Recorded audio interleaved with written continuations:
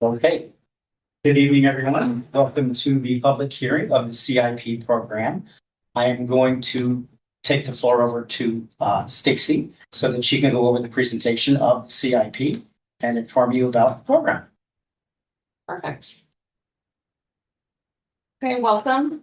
We're talking about the upcoming CIP program for fiscal year 26-27. So what we're going to go over tonight is we'll introduce the committee. We'll talk about the process. We're going to beg for public input.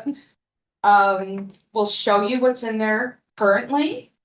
We'll also show you what the projected annual capital funding is, and then future workshops, and show you where the CIP website is for future discussions or questions.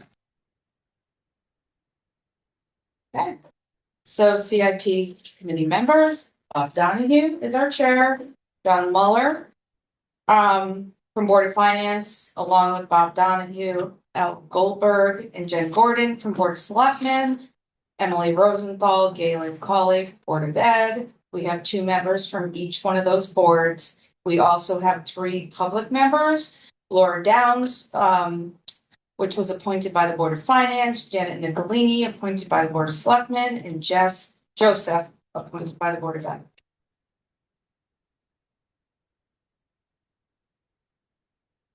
Okay. So process. So all of the capital expenditure requests are submitted to the finance department between July and August.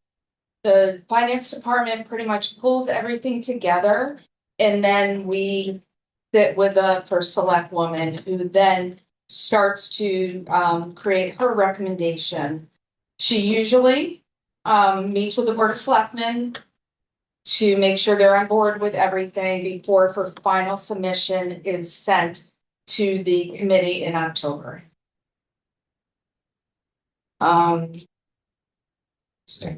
So then the CIP committee starts their process. So they take the first select woman's recommendation, which was already run by the entire Board of Selectmen, and the committee starts their review with the public meetings.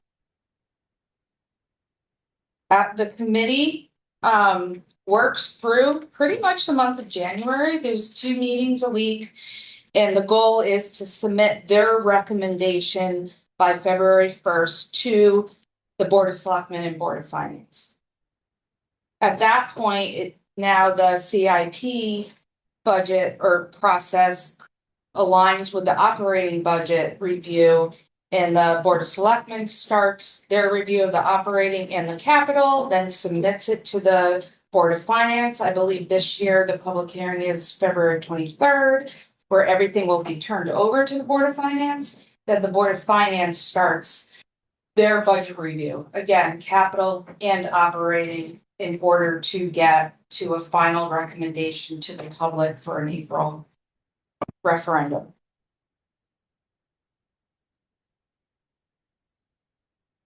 So tonight, we're pretty much just laying out there the process, what's in the program as of right now, all of the requests, what the first select woman submitted to the committee. The committee has met once, which was Monday, to approve our calendar and approve this public hearing happening tonight. After tonight, we have 8 planned meetings to go over all of the requests. And then at the end, we also have another public hearing at the end. So we'll work through all the requests. The committee will do their work, meet with the departments, and then we'll have a public hearing, and then their final vote, if they want to change anything, will be the day after the public hearing, the second public hearing, which is on January 27th. So what we're asking for you, we have an email that's on the PowerPoint. Please reach out, give us your input, ask your questions. Join our meetings, attend all the workshops, and not only, it doesn't stop at the CIP committee at the end of January, it continues. It goes to the Board of Selectmen, and then it goes to the Board of Finance. So even though they're also looking at operating, they're also looking at the CIP that was recommended. So in the end result from the Board of Selectmen and Board of Finance will not only be the operating budget, but also the CIP or capital budget. And as of this year, we're looking to hold the referendum in April, where everybody can vote on the total town and board of budgets. So these are the capital expenditures that are in the draft for the 26-27 CIP. This entire document is on the website. You can look at all the details. This is a summary of what's in there. This has not been reviewed by the committee yet. Nothing has started yet. This is what actually came through finance, first select women, board of selectmen, and now it's at the committee. So we just kind of wanted to give you a preview before all of these workshops begin. So this page talks about the total capital funding. So CIP does not only talk about pay-as-you-go funding for projects, it also talks about debt service. So we're looking at total capital funding holistic to include the CIP budget as well as the debt service budget. So that's what this top part is, a total of both the CIP and the debt service for the fiscal years. And if you look at the next part, it breaks it down between debt service and CIP budget. So the debt service is the annual required debt service to pay on our outstanding bond issuances. So that is debt that we have no choice in paying. It's also, I do want to put a disclosure, it's projected for the future. Things are changing constantly, but this is our best projection as of now. And then the difference is going into the capital improvement program projects. But the total program will show you where the debt lies and where the CIP lies in order to have a level growth on the capital without being impacted by the operating budget. So we're trying to look at the capital separate. We receive the operating, and then when the Board of Selectmen, Board of Finance start their review, they're pulling it all together. So our goal for capital funding is to grow it by 4% a year, combination debt as well as cash infused into the capital improvement program. And this is all part of the Madison investment program, which I'm sure you've all heard about many times. Okay, so the 8 workshops that I mentioned, we just laid them out. They will be on the calendar. They're on the website, so attend. They are all Zoom. So definitely log into that. We will have 8 workshops where the departments come in, they talk about their requests. And then at the end of the meetings, probably the last 2, the committee will then look at the whole picture and see what it means and how it looks to move forward to the Board of Selectmen and Board of Finance. Our second public hearing, January 27th, and then if necessary, the committee will reconvene on January 20th.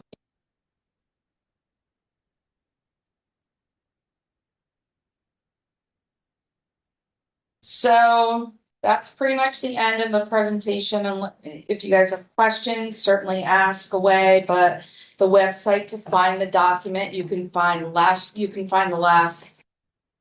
years of CIP documents, as well as a draft that the committee is about to begin to review on the website.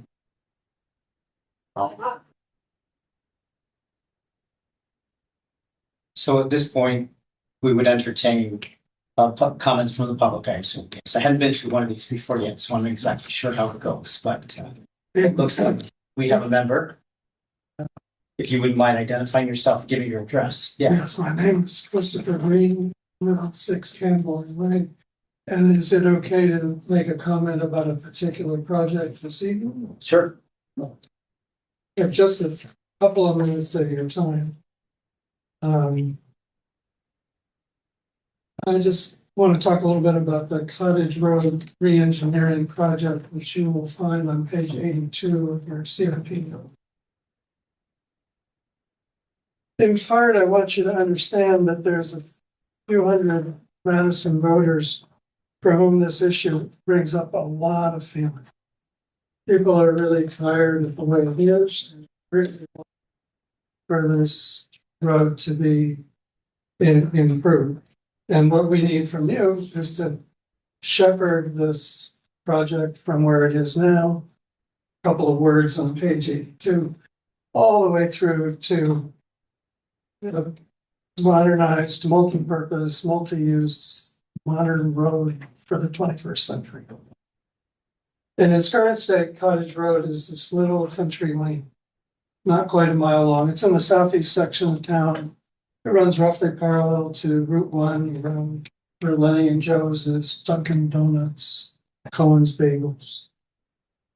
I have this image of Cottage Road 100 years ago, maybe 10 or 15 residences, probably a few farms, and it will have in that era been perfectly fine.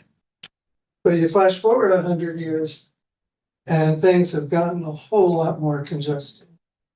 With 4 condominium associations, 2 apartment complexes, the same 20 or so residences, 2 more apartment buildings under construction or in planning stage. All of this leads to a population that I think in and around Cottage Road is now probably approaching 500. In addition, as I mentioned, these are running, the businesses on Route 1 are fronting on Route 1, but they're backing onto Cottage Road. And so delivery vehicles servicing those businesses are part of the day-to-day traffic on Cottage Road, including on this little country lane, full-size tractor trailers.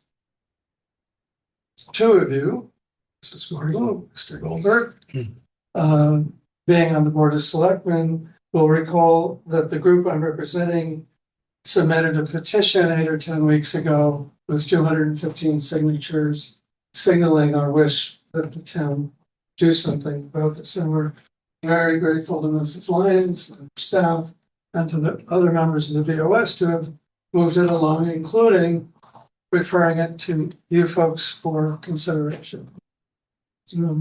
But just to be clear, there are multiple issues that call for Cottage Road to be re-engineered, not simply repaved.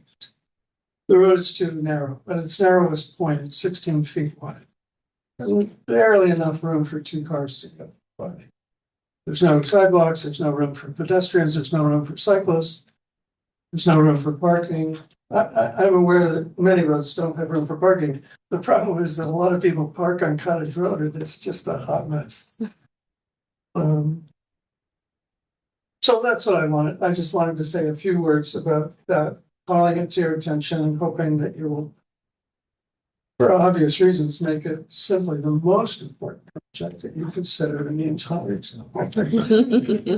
Before I wrap up, I do want to anticipate one possible query that you might have, which has to do with the pavement management report that came out last year from an external consultant reviewing all the roads in Madison. And those folks determined that Cottage Road was merely in need of what they called minor rehabilitation. And I want to encourage the committee to just to not get distracted by that report. And here's why. All those consultants were asked to do was to comment about the actual state of the asphalt and none of the issues I was just referring to. There's no drainage in the current road. So anyway, that's what I wanted to convey. I don't know if you have any questions, but thank you for your time. Thank you for your feedback. Any other members of the public? Anyone online? I don't think so. Jim, was it same raise? Oh, it popped up on the screen. Jim has his hand raised. Jim, you have permission to talk. Please state your name and address. Jim Schmaltz, Jonathan's Landing. Just a couple of quick things. The over the course of this year, we have between 3 and 4 million in special appropriations for CIP budgets, where, things are obviously much more expensive and they went over. Hopefully, we're going to be addressing the existing things in CIP and adjusting the numbers for those. That was, so we can avoid that in the future. That was pretty much my only comment. Thank you for your feedback. Thank you. Any other one? No? Okay. It looks as though we don't have any other members of the public, so thank you again for giving us your I will information. excuse myself. Absolutely, yes, for sure. So then, I entertain a motion to adjourn. So moved. Second. In favor? Aye. Excellent, thank you. Thank you, Stacy. See how easy this is? I guess, yeah.